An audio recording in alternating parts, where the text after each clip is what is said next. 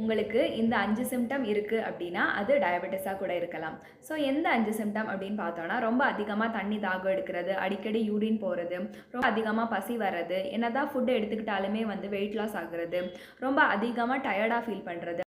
So இந்த 5 symptom இருக்குது அப்படின்னா அது வந்து டயபெட்டிஸாக கூட இருக்கலாம். ஸோ டயபெட்டிஸ் அப்படின்னு எடுத்துக்கிட்டால் அது வந்து 2 டைப் இருக்குது. ஒன்று வந்து டைப் 1, இன்னொன்று வந்து டைப் 2. ஸோ டைப் 2 தான் வந்து நம்ம காமனாக பார்க்கக்கூடிய டயபெட்டிஸ்.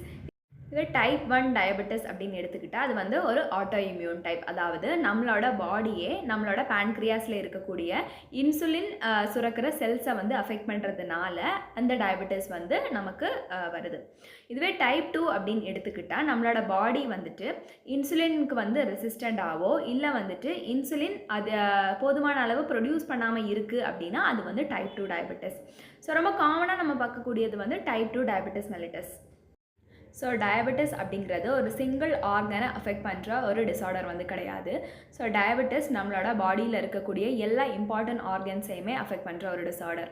ஸோ நம்மளோட டயபெட்டிஸ்க்கான காம்ப்ளிகேஷன்ஸ் எந்தெந்த ஆர்கன்ஸ்லாம் தெரியும் அப்படின்னு பார்த்தோன்னா, நம்மளோட ஐஸில் தெரியும், ஹார்ட், பிரெயின், கிட்னிஸ், நம்மளோட ஸ்கின், நம்மளோட நர்வ்ஸ், பிளட் வெசல்ஸ் எல்லாத்துலேயுமே வந்து டயபெட்டிஸ்னால நிறைய காம்ப்ளிகேஷன்ஸ் வரும்.